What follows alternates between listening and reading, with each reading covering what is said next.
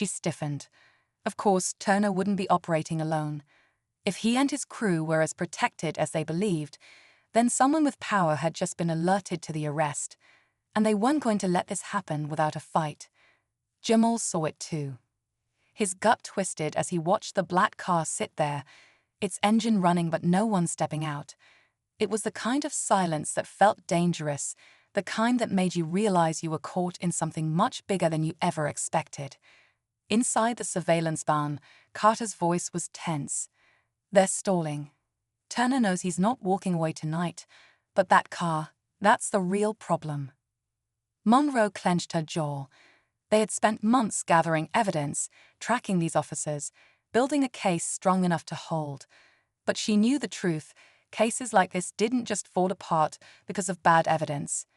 They fell apart because someone with power made them disappear. Turner glanced at the car for the briefest second, but Monroe caught it.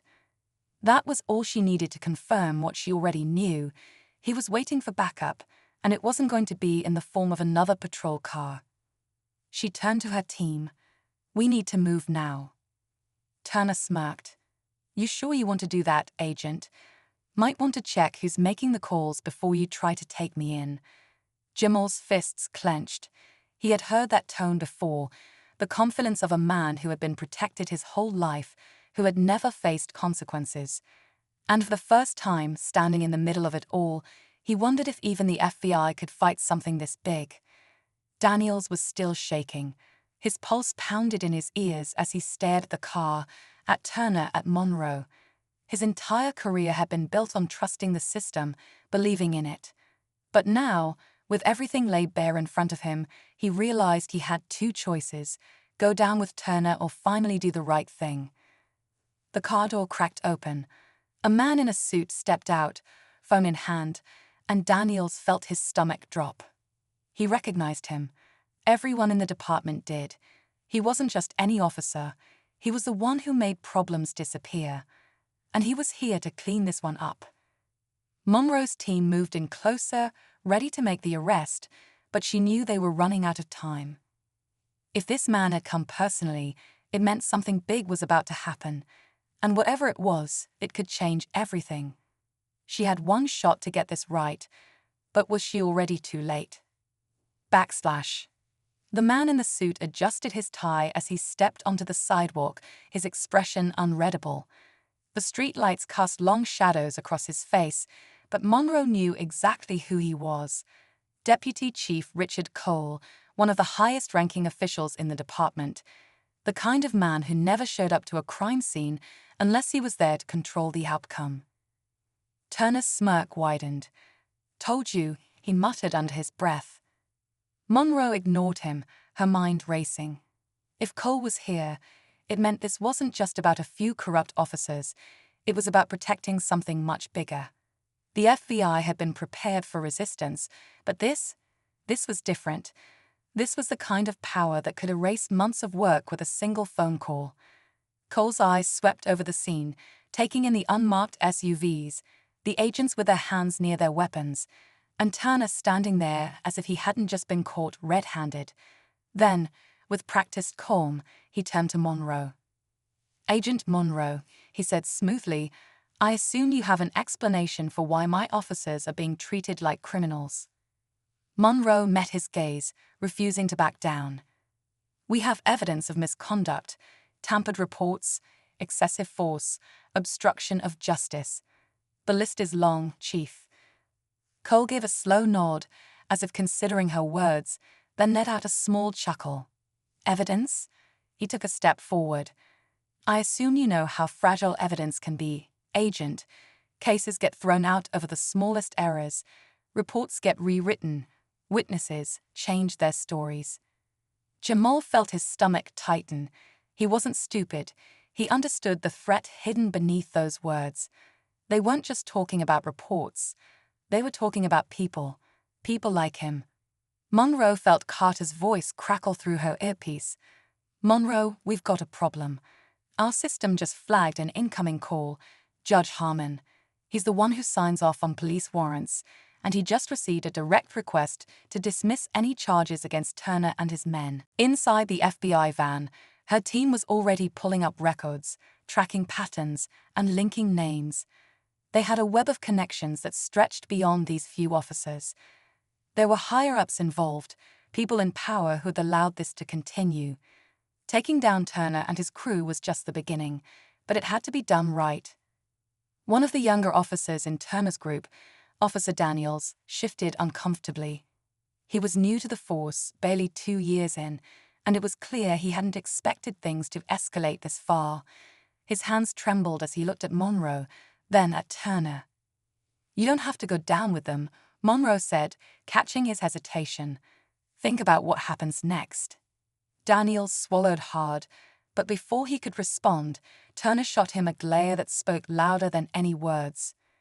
Jamal watched it all unfold, realizing something. This wasn't just about him anymore. This was bigger.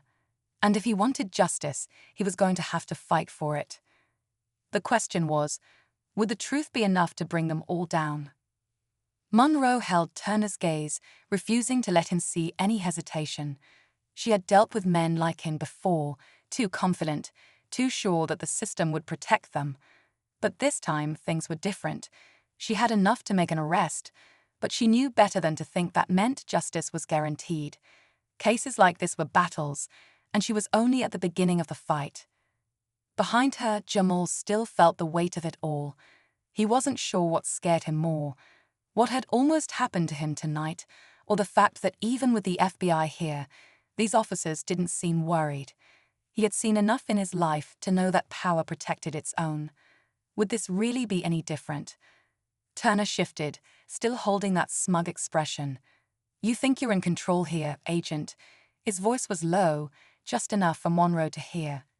"You don't know how deep this goes." She did, though. She had spent months following the trail, uncovering the way reports were buried, cases dismissed, and witnesses intimidated. This wasn't just about a few bad officers. It was a system that had been rotting from the inside for years. Turner wasn't lying. This went deep, and that was exactly why she couldn't let him walk away tonight. Inside the FBI van, her team was still working, pulling up surveillance, financial records, and connections. One name kept appearing, a high-ranking official who had the power to make cases disappear. Special Agent Ryan Carter, Monroe's closest colleague, sat in front of the monitors, watching the live footage from their surveillance team. His fingers tapped anxiously against the desk. "This isn't just about them," he said into his earpiece. "We're looking at a whole network. Someone high up has been shielding these guys for years." Monroe's grip tightened around the radio. She knew it was true, but hearing it out loud only made the weight on her shoulders heavier. Taking down a group of officers was one thing. Exposing a system designed to protect them, that was something else entirely. Meanwhile, Officer Daniels stood frozen, his breathing uneven. He had known something wasn't right, but he had told himself it wasn't his problem. Now, standing in the cold, watching Turner smirk as if this was all just a game, he felt something shift inside him. I didn't sign up for this," he muttered under his breath. Turner turned his head sharply. "You signed up for the badge. That means you're with us." Daniel's fingers twitched. His entire career, his entire life, had been built around the idea that he was on the right side. But tonight, for the first time, he wasn't so sure. Jamal watched the exchange closely. He saw the way Daniels hesitated, the way his hands fidgeted, like he was about to make a choice he couldn't take back. Maybe, just maybe, there was someone in this mess who still had a conscience. But would that be enough to break this case open, or was the system already too far gone? Monroe could feel the weight of the moment pressing down on her. The tension in the air was thick, every second stretching unbearably long. Turner might have been standing there with his hands raised, but he wasn't afraid, not yet. He still believed he had an escape plan, a safety net hidden somewhere in the system. Monroe wasn't so sure he was wrong. Her radio crackled. "We've got movement." A car just pulled up down the block, dark windows, unmarked. "Someone's watching. Here's your introduction." The rain drummed against the asphalt, washing the city in a cold, grey mist. The flashing red and blue lights painted the dark streets, But this time, they weren't signaling justice, they were covering up a crime. Officer Daniel Carter had spent years on the force, earning respect for his sharp instincts and dedication. But deep down, he knew something was wrong in his department. Whispers in the break room, cases that never made it to trial, and the uneasy glances exchanged between certain officers told him the truth.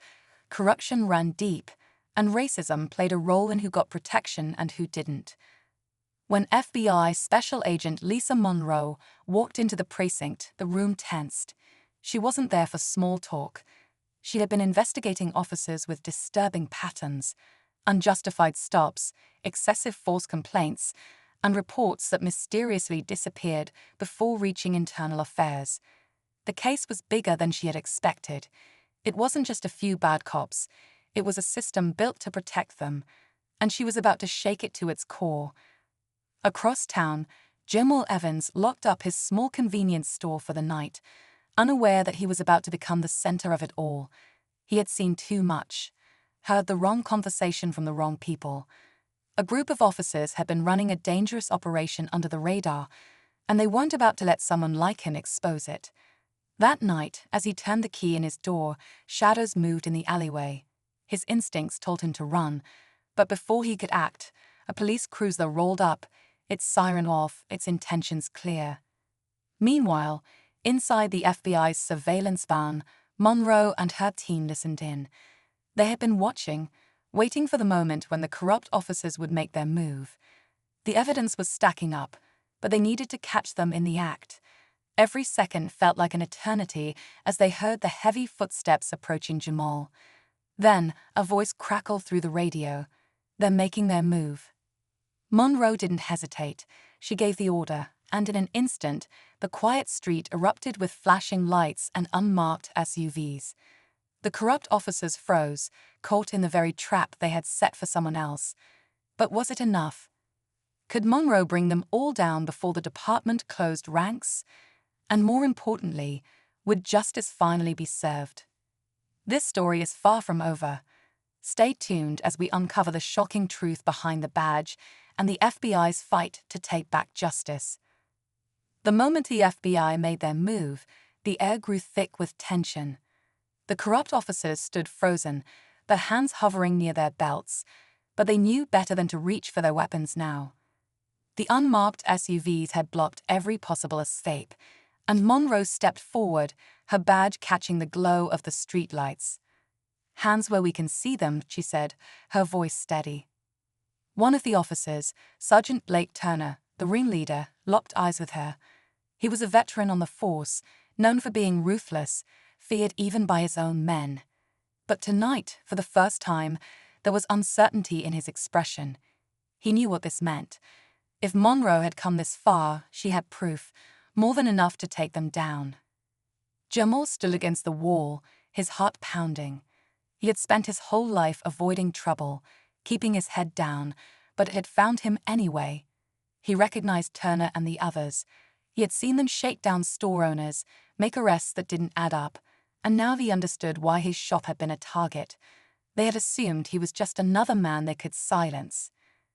Turner finally lifted his hands, but his smirk didn't fade. "You sure about this, Agent?"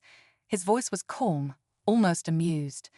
"You think a few files and a couple of wiretaps will stick? You know how this works. People forget.